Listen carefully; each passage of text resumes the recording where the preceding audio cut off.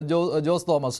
ശ്രീമതി ആശ ഉണ്ണിത്താൻ, ഇത് ദിലീപിനെ പെടുത്തുന്ന ഒരു കേസായി മാറുകയായിരുന്നു. അതിൽ നിന്ന് സമർത്ഥമായിട്ട് അദ്ദേഹത്തിന് രക്ഷപ്പെടുവാനും സാധിച്ചു. അതിന് കാരണം പ്രോസിക്യൂഷൻ തെളിവുകൾ നിരത്താൻ സാധിക്കാത്തതാണ്. താങ്കൾ അങ്ങനെ കരുതുന്നുണ്ടോ?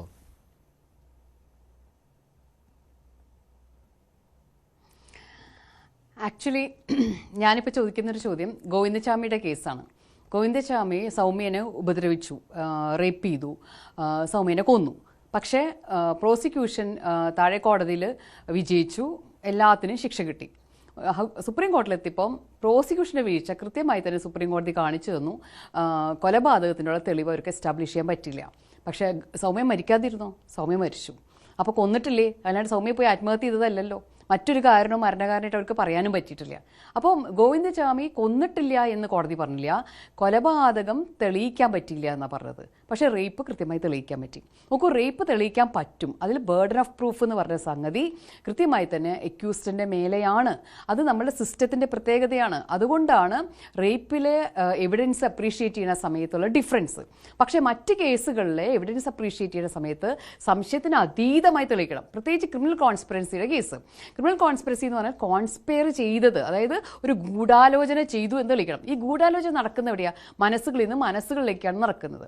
അപ്പോൾ അത് മൊഴികളായിട്ട് വരണം. ആരൊക്കെയാണ് സംസാരിച്ചത്, ആരൊക്കെയാണ്. അപ്പോൾ മൊഴികളായിട്ട് വരണമെങ്കിൽ അത് എന്തുകൊണ്ട്, എങ്ങനെ ചെയ്തു, അപ്പോൾ അതിനൊരു മോട്ടീവ് ഉണ്ടാവണം. അപ്പോൾ ആ മോട്ടീവിനെ പറ്റി പറഞ്ഞ ആളുകൾ മുഴുവനും സാക്ഷി കൂറുമാറി. ഗൂഢാലോചന നടന്നു, ഈ പൾസസുനിയും ഇദ്ദേഹവും കൂടി കണ്ട് സംസാരിച്ചു എന്ന് പറയുന്ന ടെന്നീസ് കോർട്ടിലെ സാക്ഷി കൂറുമാറി. അങ്ങനെ കൂറുമാറൽ, സാക്ഷിനെ കൊണ്ടുപോലും മറ്റു കാര്യങ്ങളൊക്കെ നമുക്ക് അറിയാവുന്നതാണ്. അതൊക്കെ പിന്നെ പറയേണ്ട കഥകളൊക്കെ. അപ്പോൾ അങ്ങനെ വലിയ ഒരു കൂറുമാറ്റം അവിടെ നടന്നു കഴിഞ്ഞു. ഇതിൻ്റെ കൂടെ ഇനി തെളിവായിട്ട് വരേണ്ടത് ഡോക്യുമെൻ്ററി എവിഡൻസ് ആണ്. ഡോക്യുമെൻ്ററി എവിഡൻസ് എന്ന് പറഞ്ഞാൽ ഡിജിറ്റൽ എവിഡൻസ് ആണ്. ഡിജിറ്റൽ എവിഡൻസുകൾ മുഴുവനും പല വിധത്തിൽ ടാമ്പർ ചെയ്യാനും അത് ഇല്ലാതാക്കാനും ഉള്ള എല്ലാ സംവിധാനങ്ങളും അവർക്ക് സാധിച്ചു. നമ്മളവിടെയൊക്കെ വളരെ സ്ലോ ആയിരുന്നു. ഞാൻ എപ്പോഴും പറയുന്നതാണ്, നമ്മുടെ IT ആക്ട് വളരെ പുറകിലാണ്. അത് ഉണ്ടാക്കിയിരിക്കുന്നത് ട്രേഡ് ആൻഡ് താരിഫിന് വേണ്ടിയിട്ടാണ്, അല്ലാണ്ട് IT മേഖലയിൽ നടക്കുന്ന ക്രൈംസ് പിടിക്കാനല്ല. ഒരു 3-4 ക്രൈമുകൾ പിടിക്കുന്നു എന്ന് മാത്രമേ ഉള്ളൂ. അതിൽ 3-4 സെക്ഷൻസേ ഉള്ളൂ. ക്രൈമും ഓഫൻസും കോടികൾക്ക് കൊട്ടേഷൻ കൊടുത്ത ദിലീപിന് ആ പണം അങ്ങ് കൊടുത്താൽ മതിയായിരുന്നുവല്ലോ, കേസിലേ പെടുകയില്ലായിരുന്നു. അത് അങ്ങനെ ഉണ്ടായില്ല. ദിലീപ് ആ പണം കൊടുത്തില്ല. അത് മാത്രമല്ല, അതിനേക്കാൾ വലിയ തുക ഈ കേസ് നടത്തിപ്പിന് വേണ്ടി ചെലവഴിക്കുകയും ചെയ്തു. അത് തന്നെ ഓർത്താൽ പോരായിരുന്നോ? ദിലീപ് അങ്ങനെ ഒരു കൊട്ടേഷൻ കൊടുത്തിട്ടില്ല, പൾസർ സുനി ജയിലിൽ നിന്ന് ഇങ്ങനെ ഒരു കത്ത് അയച്ച് ദിലീപിനെ കൊടുക്കുവാൻ ശ്രമിക്കുകയായിരുന്നുവെന്ന്. ഇതാണ് പറയുന്ന നറേറ്റീവ് കേട്ടോ. ആയിക്കോട്ടെ, വലിയൊരു നറേറ്റീവ് എന്താണെന്നറിയോ? ഈ സംഭവം ഉണ്ടായി കഴിഞ്ഞപ്പോൾ ഈ പെൺകുട്ടി എവിടേക്കാണ് പോയത്? ആ സമയത്ത് ആരവരെ സഹായിക്കാൻ വന്നത്? അങ്ങനെ ഒരു MLA അന്ന് PT തോമസ് സാറ് അദ്ദേഹം ഇല്ലായിരുന്നെങ്കിൽ ഈ കേസ് ഒരുപക്ഷെ ഇത്രയും രീതിയിൽ വരില്ലായിരുന്നു. ഈ കേസ് പുറത്തേക്ക് വന്നു. ഇല്ലെങ്കിൽ എന്താ, എന്നെ ഇങ്ങനെ ഉപദ്രവിച്ചു എന്ന ഈ സംഗതി ഒരു പക്ഷേ അവർക്ക് ആ സമയത്ത് പറയാൻ പോലും പറ്റില്ലായിരുന്നു. ആ രീതിയിലുള്ള സപ്പോർട്ട് അവർക്ക് കിട്ടിയത് ആ PT തോമസ് MLA ഉണ്ടായിരുന്ന കാരണം കൊണ്ടാണ്. അദ്ദേഹം ഇന്നില്ല. പക്ഷേ ആ ഒരു സംഗതി ഇത്രയും രീതിയിൽ പുറത്തേക്ക് വരുന്നും അത് അപ്പം തന്നെ വാർത്തയെ മാറുമെന്നും കൈവിട്ട് പോകുന്നു ഇവരാരും വിചാരിച്ചില്ല. ഇവർ ഇത് വെച്ച് ഭീഷണിപ്പെടുത്താനാണ് ഇരുന്നത്. പക്ഷേ ഇത് വെച്ച് ഭീഷണിപ്പെടുത്താനുള്ള സംഗതിക്കൊന്നും സമയം കിട്ടിയില്ല. പിന്നെ നേരം വൈകി പോയിട്ട് പിന്നീട് പൾസസുനിയൊക്കെ പിടിച്ചതിന് ശേഷം പിന്നീട് പോയിട്ട് ദിലീപ് ഞാൻ പൈസ സെറ്റിൽ ചെയ്യാതെ പറയാൻ പറ്റുമോ? കാരണം ആ ക്രൈം അപ്പോഴേ പോലീസിലേക്ക് എത്തിക്കഴിഞ്ഞു. ആ നിമിഷം പോലീസിലേക്ക് എത്തുന്നതോടുകൂടി പിന്നെ ആരെങ്കിലും പൈസ കൊണ്ടിടാൻ മണ്ടന്മാരാണോ? പൈസ എങ്ങനെ ട്രാൻസ്ഫർ ചെയ്യും? ചാക്കിൽ കെട്ടിക്കൊണ്ടേ കൊടുക്കുമോ? അത് എങ്ങനെ ട്രാൻസ്ഫർ ചെയ്യും? ഇതൊക്കെ നമുക്ക് കൃത്യമായി കണ്ടുപിടിക്കാവുന്നതല്ലേ. ദിലീപ് കൈയൊഴിഞ്ഞു. ഈ കൈയൊഴിഞ്ഞ ദിലീപിലേക്ക് എത്താൻ മറ്റു മാർഗമില്ലാത്തത് കൊണ്ട് കത്തെഴുതി. കൃത്യമാണത്. നിങ്ങൾക്ക് മാർട്ടിൻ്റെ വാക്കുകൾ വിശ്വസിക്കാമെങ്കിൽ നിങ്ങൾക്ക് സുനിയുടെ വാക്കും വിശ്വസിക്കാമല്ലോ. പക്ഷെ നിങ്ങൾ എന്തുകൊണ്ട് വിശ്വസിക്കുന്നില്ല? അതേസമയം അതിജീവിതയ്ക്ക് നീതി കിട്ടി എന്നാണ് പറയുന്നത്. കാരണം 6 പേർ ശിക്ഷിക്കപ്പെട്ടു.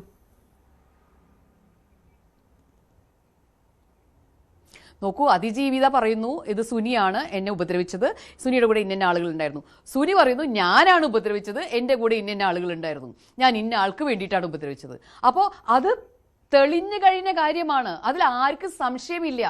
അതിലൊരു വിധി പറയാൻ വേണ്ടിയിട്ട് 4000 പേജിൻ്റെ ആവശ്യമില്ല. ആര് ചെയ്തു, ആർക്ക് വേണ്ടി ചെയ്തു, എന്തിനു ചെയ്തു, ആര് ചെയ്തു എന്നുള്ളത് ചെയ്ത ആളും പറയുന്നു, അനുഭവിച്ച ആളും പറയുന്നു. എന്തിനു വേണ്ടി ചെയ്തു, ആര് പറഞ്ഞിട്ട് ചെയ്തു. അതിപ്പോഴും സൗമ്യ മരിച്ചു, കൊലപാതകമാണ് എന്ന് നമുക്ക് എല്ലാവർക്കും അറിയാം. അതുപോലെ തന്നെ ഇത് കൊട്ടേഷനാണെന്ന് നമുക്കറിയാം. കൊട്ടേഷൻ്റെ ആ തെളിവ് കിട്ടിയില്ല എന്ന് മാത്രം. അത്രയുള്ളൂ വ്യത്യാസം. അപ്രീസിയേഷൻ ഓഫ് എവിഡൻസ്, അതിൽ മാത്രമേ പ്രശ്നം വന്നിട്ടുള്ളൂ. അല്ലാണ്ട് നമ്മൾ ഒളിമ്പിക്സ് മതിൽ ചാടി അല്ലെങ്കിൽ ട്രപ്പീസ് കളിച്ചിട്ടൊന്നും ഇത് എന്താ പറയുക ഗോൾഡ് മെഡൽ എടുത്തിട്ട് പടക്കം പൊട്ടിക്കുന്നതോ ദീപാവലി ആഘോഷിക്കുന്നതോ ഇലക്ഷന് വിജയിച്ചതോ ഒന്നും അല്ല ഇവിടെ. ഇനിയും കോടതികൾക്ക്, മേലുള്ള കോടതികൾക്ക് കേസ് തിരിച്ച് ഇൻവെസ്റ്റിഗേഷന് വേണ്ടി അയക്കാം, തിരിച്ച് വാദം കേൾക്കാൻ വേണ്ടി അയക്കാം. അതുകൊണ്ട് ഇത് പല രീതിയിലും ഇനിയുള്ള നമ്മുടെ മുകളിലെ ജുഡീഷ്യൽ സിസ്റ്റത്തിനെ നമുക്ക് ആശ്രയിക്കാം. മാത്രമല്ല, ആരായിരുന്നു തമ്മിൽ മത്സരം ഉണ്ടായിരുന്നത്?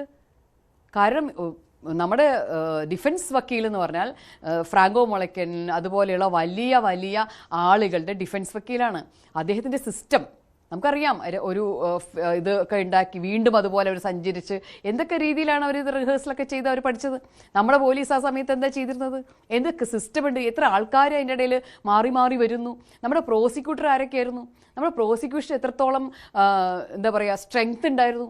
പ്രോസിക്യൂഷൻ എന്തൊക്കെ ഫ്യൂവൽ ഉണ്ടായിരുന്നു, ഫണ്ടിങ് ഉണ്ടായിരുന്നോ, എന്തൊക്കെ അവസ്ഥയായിരുന്നു. ആ പെൺകുട്ടി ഓരോ സമയത്തും ഒരു വക്കീലിനെ കിട്ടാൻ വേണ്ടി ഇതുവരെ വിഷമിച്ചിരുന്നു. നമുക്ക് ഞാനൊന്നും രാമൻപിള്ള സാറിൻ്റെ ഓപ്പോസിറ്റ് നിൽക്കാവുന്ന ഒരു വക്കീലല്ല. ഞങ്ങൾ അങ്ങനെ നിൽക്കാവുന്ന വക്കീലന്മാരെ വാങ്ങിച്ചു കൊടുക്കാൻ നമ്മുടെ സർക്കാരിന് കഴിഞ്ഞിട്ടില്ല. പിന്നെ അതിജീവിതയ്ക്ക് ഒരു വക്കീലുണ്ട്. അതിജീവിതയുടെ വക്കീലിന് വായ തുറന്ന് ഒരു ചോദ്യം ചോദിക്കാനോ ഹെൽപ്പ് ചെയ്യാനോ എന്തെങ്കിലും പറ്റുമോ? അതിജീവിയുടെ വക്കീൽ വെറുതെ കോടതി കയറി പ്രസന്റ് ആയിട്ടിരിക്കാൻ മാത്രമേ പറ്റുള്ളൂ. അതെന്താ കാരണം? നമ്മുടെ നീതിന്യായ വ്യവസ്ഥയിൽ അതിജീവിത വിക്ടിം ഒരു വക്കീലിനെ വെച്ചാൽ വിക്ടിംസ് കൗൺസിൽ മിണ്ടാതിരിക്കണം, ഒരു വാക്ക് പറയാൻ പറ്റില്ല. പ്രോസിക്യൂഷൻ്റെ അനുവാദം ഉണ്ടെങ്കിലേ അങ്ങനെ ഒരാൾക്ക് വക്കാലത്ത് ഫയൽ ചെയ്യാൻ പറ്റുള്ളൂ. അത് ഫയൽ ചെയ്താൽ തന്നെ വായ തുറക്കാൻ പറ്റില്ല. അപ്പോൾ അതുകൊണ്ട് പ്രോസിക്യൂട്ടർ ഏറ്റവും അവസാന നിമിഷമാണ് അജയകുമാർ സാർ വരുന്നത്. അതിൽ മുൻപുള്ള ആളുകൾക്ക് നമുക്കറിയാവുന്ന കാര്യമല്ലേ, സൗമ്യ കേസ് വിട്ടുപോയത് പ്രോസിക്യൂഷന് വീഴ്ചയാണെന്ന് കൃത്യമായിട്ട് അറിയാവുന്ന കാര്യമാണ്. ആ സൗമ്യ കേസിൽ ആ വീഴ്ച വരുത്തിയ അതേ പ്രോസിക്യൂട്ടറിലേ നമ്മൾ വെച്ചിരുന്നത് ആദ്യം. എവിടെ നിന്ന് ഇത് തുറന്നു മറന്നുപോയി, പഠിച്ചില്ല, എന്തൊക്കെ ആയിരുന്നു കോടതിയിൽ ഉണ്ടായിരുന്നത്. മന്ത്രിമാർ എന്ന് പറഞ്ഞത് നടിക്കൊപ്പം അതിജീവിതയ്ക്കൊപ്പം എന്നാണ്. നോക്കൂ, സർക്കാർ മന്ത്രിമാർക്കും അറിയണം, സിസ്റ്റം അറിയില്ല. ഇവർക്കൊന്നും സിസ്റ്റത്തിലേക്ക് കൂടുതൽ പ്രോസിക്യൂഷൻ സിസ്റ്റം മാറ്റിയേ പറ്റൂ. കേരളത്തിലെ പ്രോസിക്യൂഷൻ സിസ്റ്റം മാറ്റിയേ പറ്റൂ. അതുകൊണ്ട് തന്നെയാണ് സംഭവിച്ചുകൊണ്ടിരിക്കുന്നത്. നമ്മുടെ എക്വിറ്റൽ എന്തുകൊണ്ട് സംഭവിക്കണു ഒന്ന് ആലോചിച്ച് നോക്കൂ. നമ്മുടെ എക്വിറ്റൽ എന്തുകൊണ്ട് സംഭവിക്കണു? നിരാശയുള്ള വാക്കുകളാണ് അഡ്വക്കേറ്റ് ആശ ഉണ്ണിത്താനിൽ നിന്ന് വരുന്നത്. തെളിവുകൾ ഹാജരാക്കുവാൻ കഴിഞ്ഞില്ല, അവിടെ പ്രോസിക്യൂഷന്റെ വീഴ്ചയുണ്ട്, അന്വേഷണത്തിലെ വീഴ്ചയുണ്ട് എന്ന് വെച്ച് ദിലീപ് ഈ കൃത്യം ചെയ്തിട്ടുണ്ട്, ഇതിന് കൂട്ടുനിന്നിട്ടുണ്ട് എന്നല്ല എന്ന് പറയുവാൻ സാധിക്കില്ല എന്നുള്ളതാണ്. അതായത് പ്രോസിക്യൂഷന്റെ പരാജയം, അതാണ് ആശ ഉണ്ണിത്താൻ പറയുന്നത്. പ്രോസിക്യൂഷന് വീഴ്ചകൾ സംഭവിച്ചു, അതുപോലെ തന്നെ ഡിഫൻസ് വക്കീലിന് വായ തുറക്കാൻ, ഡിഫൻസ് വക്കീലിന്റെ പ്രാഗൽഭ്യം, വിക്ടിമിന്റെ വക്കീലിന് വായ തുറക്കാൻ പറ്റാതെ വന്നത്, ഇതൊക്കെയുണ്ട് അതിനകത്ത്.